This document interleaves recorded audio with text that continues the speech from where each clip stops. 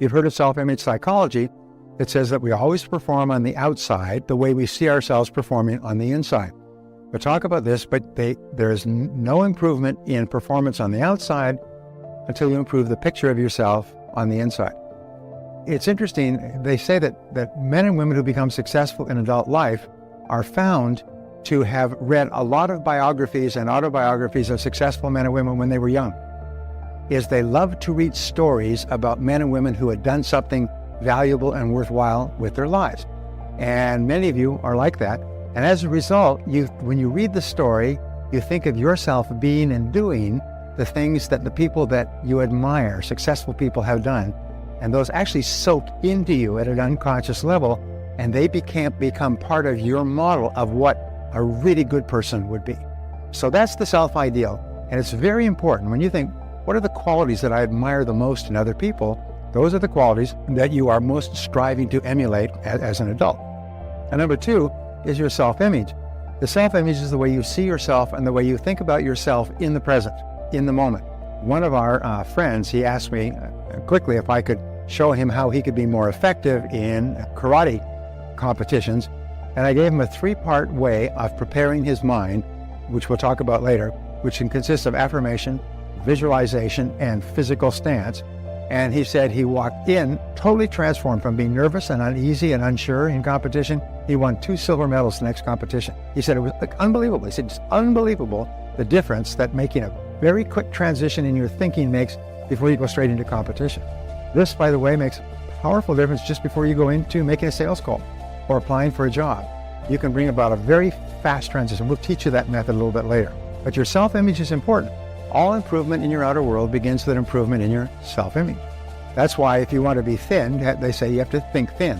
What you do is you get pictures of people with fabulous bodies and you take a photograph of yourself and put it over their face and put it on your refrigerator and put it on your main mirror and put it in your briefcase. So every time you see this fabulous body, there's your face staring back at you.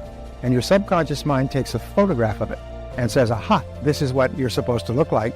And your appetite starts to diminish and your appetite starts to change and you start to become more interested in healthy foods. So it's really quite amazing. We're going to this at great depth. Your self-esteem is how you feel about yourself. And this is the most important of all discoveries. Your self-esteem is the determinant of your success and happiness in life. It's the most important thing of all. The best definition of self-esteem is how much you like yourself. How much you like yourself. I had a woman come up to me recently. She said, when she heard that from me, she said, she kept trying to say, I like myself. Your self-esteem can be built up by saying, I like myself. And she couldn't say it. She said her mother treated her terribly when she was growing up, and she hated herself. She hated herself. She said, and then one day she had a breakthrough and she said, I don't like myself. I love myself. And it was what she said, it was like the sun coming up. She felt so happy, and all the old bitterness and resentment just fell away, and she just walked around just feeling happy that she loved herself. Now, wonderfully enough, every time you say, I like myself, your overall self-concept goes up. As your overall self-concept goes up, your ability to perform and your levels of effectiveness in every area of your life go up as well. So the more you like yourself, the better you do in every single area. The more you like yourself, the better a salesperson you are, the better a parent you are, the better a boss you are, the better a friend you are, the better you do any skill, the better you learn, the better your memory is, the more creative, the more ideas you have. So when you have high self-esteem, I call this the reactor core of your nuclear personality. When your reactor core goes off, it explodes and you become the best person you could possibly be, and you are just happy. And the more you like yourself, the more you like other people, and the more they like you back. The more you like yourself, the more you really like others. If you look back over the years, you realize those kids all had high self-esteem. They came from really positive families, and they were just really happy kids, and all the other kids wanted to be around those kids. And they were the presidents of everything, and the head of the teams, and the heads of the student body. You see, people will often say, what about people who have too much self-esteem? No, there's no such thing. People who are arrogant or pushy or overbearing are not people with high self-esteem. They're people with low self-esteem engaging in compensatory behaviors. People with high self-esteem have they're okay with themselves. And so what they do is they get out of themselves. They're no longer preoccupied with themselves. What are they thinking about me? And, oh my God, did I do the right thing?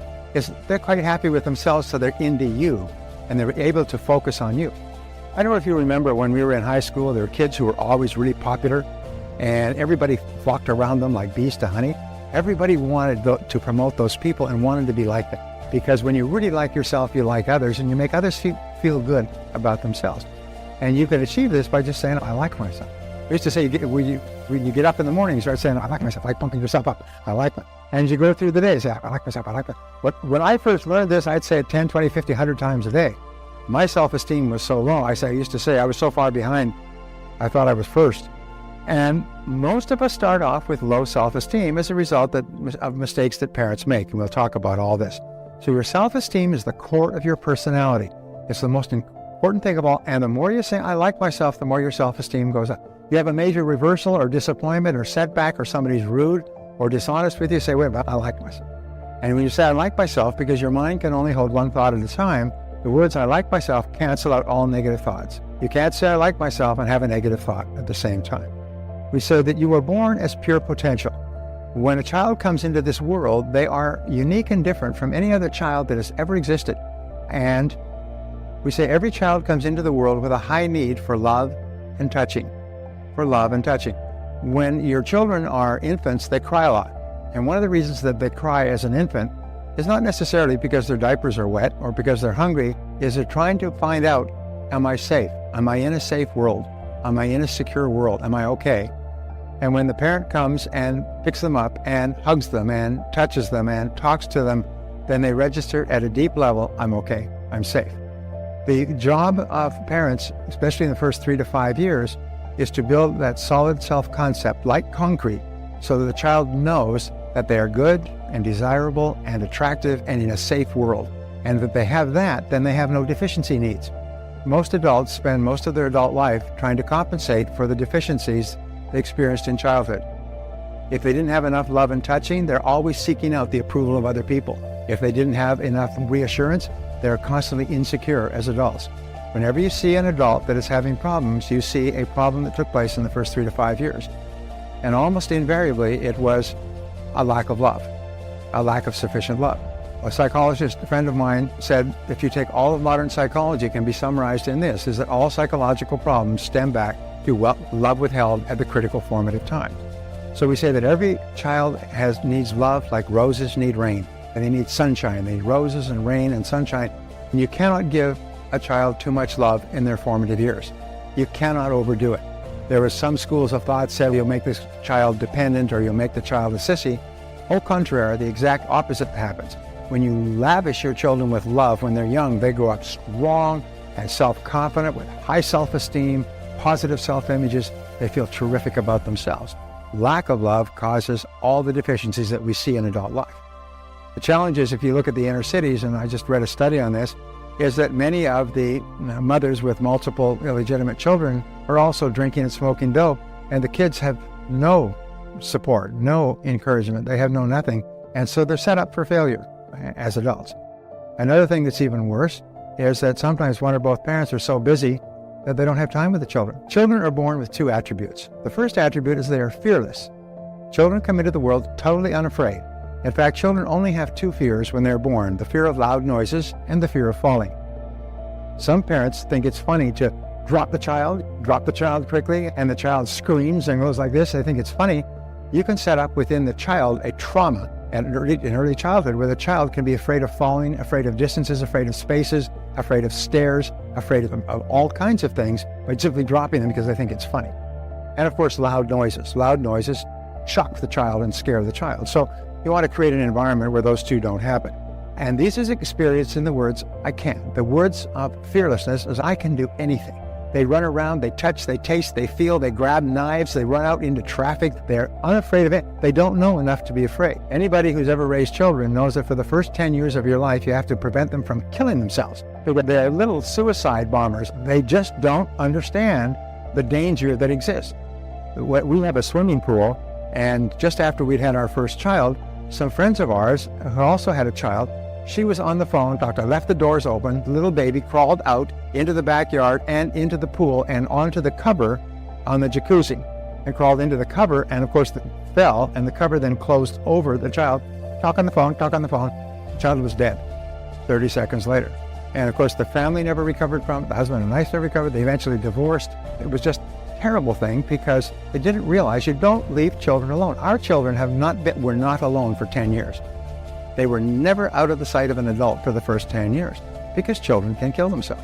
As there were bars and bolts, and Barbara still has bars and bolts on the door. She doesn't want me to go out. But the thing is that children are unafraid of anything in their formative years because they don't know enough to be afraid. Second attribute they have is they're completely spontaneous. They laugh, they cry, they peep, they poo, they do anything they want. They're completely spontaneous, which is expressed in the attitude, I don't have to. I don't have to do anything. They're completely free spirits when they're children. So the ideal child comes into the world, they are completely fearless and completely spontaneous. And so our natural birthright is to be unafraid and uninhibited. To be unafraid and uninhibited. And we go back to the principle of control. Where do you feel most in control? In the situation where you can be both unafraid and uninhibited. When you're with people that you know and love or know and love you, so you cannot say the wrong thing, and maybe you've had a little bit of wine or a lot, and you just become completely unafraid and uninhibited, and you're relaxed and you're spontaneous and you laugh and you have a great time. This is your normal birthright. This is what all children are meant to be. And unfortunately, children learn in two ways. The first is they learn by imitation, especially of their parents, of one or both parents. Many children, surprisingly enough, will imitate one parent, and so their children will imitate another parent. We will almost see them as the mirror. Mostly the female children imitate the mother, and the male children imitate the father. But we imitate them. I remember my children were young. They would do something, and I would say, "You stop that!" And I heard my father, who is British, would say that to me all the time. "You stop that!" with his British accent. And I said, oh my God, I'm doing exactly to my children what my father did to me in the same words and for the same provocation. So that's what normally happens, is we naturally spill over and bring our own experience of our parent and we inflict them on our children.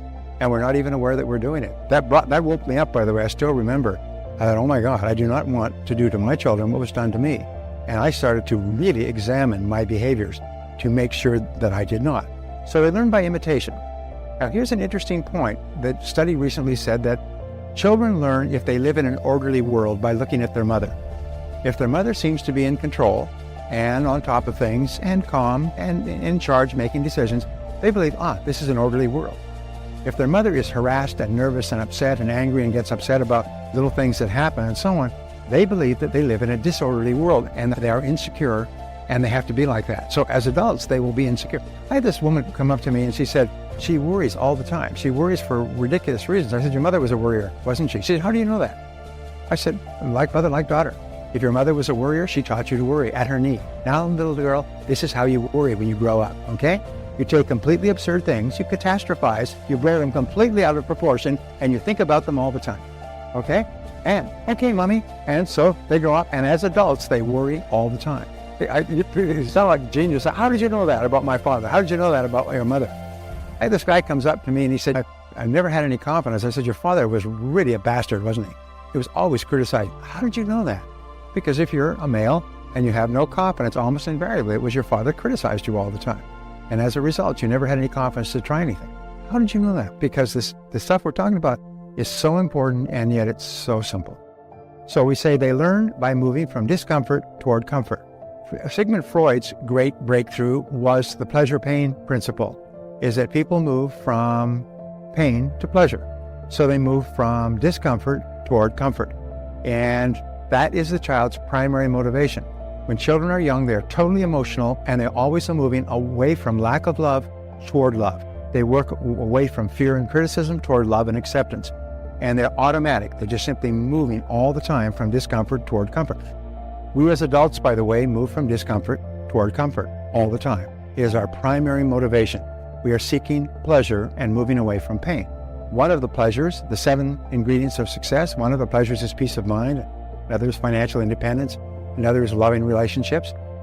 And we always move to compensate for the deficiency that we feel that we are experiencing now. So if we feel that we don't have enough money, that becomes our preoccupation to get enough money. If we don't feel that we have enough love and security in our relationships, that becomes our preoccupation. So very early in life, children begin to develop negative habit patterns, which have their roots in destructive criticism. Now, where do these negative habit patterns come from? The first one they come from is destructive criticism. It's used by parents to direct and control their children. Now, destructive criticism happens when the child is told, don't, get away from there, stop that. How many times have I told you, whack, slap, punishment? And the child has no understanding that playing with knives is dangerous. They don't understand what's going on. They only know that if I try something new, mommy and daddy get really mad at me and they shout at me and they hit me. So if I try something new, I'm in danger. So I've got to avoid doing anything new. I've got to avoid touching, tasting, feeling things. I can't. And they develop this feeling of I can't. And this feeling of I can't eventually moves, as we say, becomes the inhibitive negative habit pattern. We feel inhibited from trying to do things. We feel inhibited. We feel incompetent, incapable. I'm too small. I can't. And in adult life, this manifests itself. This pattern triggers the response of I can't, which creates the fear of failure. And the fear of failure is the greatest single obstacle to success in adult life. It's not that we cannot do extraordinary things with our lives.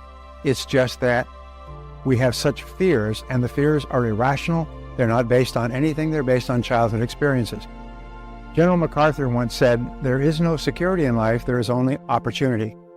But unfortunately, the bottom 80% of the population are preoccupied with security, and even into the top 20%, and they think about security all the time, and they're traumatized about taking risks. Here's an interesting discovery about the fear of failure. I can't. And that is that the fear of failure is expressed in the body. And if you take the human body and you turn it sideways, so here's the body, here's the head, okay? And then you divide the human body in half, this way, that's laterally, and you get the front of the body and the back of the body. The fear of failure is manifested on the front of the body. It's manifested first in the solar plexus. The solar plexus chokes up when you have a fear-induced thought or event. And then it'll dry out your throat. And it'll often cause you to have headaches. And it will often cause your bladder to run, and you have to run and go to the bathroom. Sometimes it'll cause you phlebitis and things. It'll cause you stomach pains. It'll cause your heart to pound faster. And these are all manifestations of the fear of failure. Sometimes I would use an example of this by saying, now, the biggest single fear in America, ahead of the fear of death, is the fear of public speaking. Standing up in front of an audience and speaking. Imagine what happens when you're given a business opportunity or an opportunity for a new job or a new promotion, or even setting a new goal and committing yourself to embarking on a new course of action, to paying money to do something that you haven't done before, to learn a new subject. You would choke up all the way here. But even the thought of it would cause you probably to be awake at night. So this is where you experience the fear of failure. I just write FOF. So we say the next habit pattern is the compulsive negative habit pattern. This pattern develops when children receive conditional love. Let us even say when children are the victims of conditional love. This is love that is not given unconditionally. It's given, taken away, given, taken away, given, taken away. Children respond with, I have to please other people. And so instead of saying, I don't have to, I can do anything I want, is children start saying, I have to. If I don't do this, parents say, if you don't, you're going to get it. You better do this or else. If you don't do that, you're in big trouble. And so children who are traumatized about losing the love and security of their parents start thinking, I have to do what mommy and daddy want. I have to do what they want, or they'll get mad at me. They won't love me. I won't be safe. I'll be in great danger. And so what they do is they start saying, I have to do what mommy says. I have to go now. I have to do this. I have to do that. I have to. Children who have been the victims of conditional love grow up with what is called hypersensitivity. And as adults, they are hypersensitive to the opinions of other people. Because they can't do anything without getting the approval of others. They've got to ask other people. What if somebody disapproves? What if they don't like me? What if they're mad at me? And so they are actually like a deer caught in the headlights. When it comes to anything new or different, they're paralyzed. In selling, for example, the most important quality in selling or in entrepreneurial business is the quality of boldness. It is the quality of actually getting out there, Brett, you know what I'm talking about, and doing it, right? Instead of talking about it and planning for it. And the fear of rejection, the fear of criticism, the fear that other people may disapprove is so traumatizing that it causes people to paralyze and not try anything new or different. So, the compulsive negative habit pattern creates the fear of rejection and also the fear of criticism. This fear of rejection is experienced by adults as type A behavior. Now, there are many people here who have what is characterized as type A behavior. I'll talk about this in greater length tomorrow.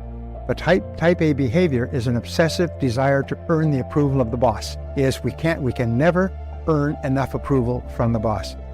I've had people working for me who could have the best year in history, be #1 in the history of the company, and on January 1st, they feel that they're starting all over again. They feel that they have no success, no approval, and they're always scrambling.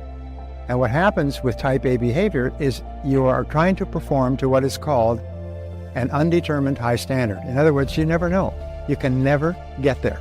You can never reach the point where you can relax because you never did get the unconditional love that you needed, and you can never get it from your boss. So we say that if you repeat over and over again, I like myself, your self-esteem increases and your fears will diminish. Now, this is one of the great breakthrough thoughts. If you can imagine that everybody has high levels of fears as a result of childhood experiences, and your mind can only hold one thought at a time, imagine your emotions like a teeter-totter is as your self-esteem goes up, your fears go down. And the more you like yourself, the less you fear failure. The more you like yourself, the less you fear rejection. The more you like yourself, the more you realize that if you do fail, it doesn't mean you're a failure. It means you tried something that didn't work out. One of the things we say is, remember, there's no such thing as failure, there's only feedback. And there's no such thing as failure, there's only feedback. When obstacles come not to obstruct, but to instruct. Obstacles come not to obstruct, but to instruct. That's the attitude of the self-actualizing person. And in another attitude of self-actualizing persons is that they are concerned with the thoughts and feelings of others, but not overly concerned.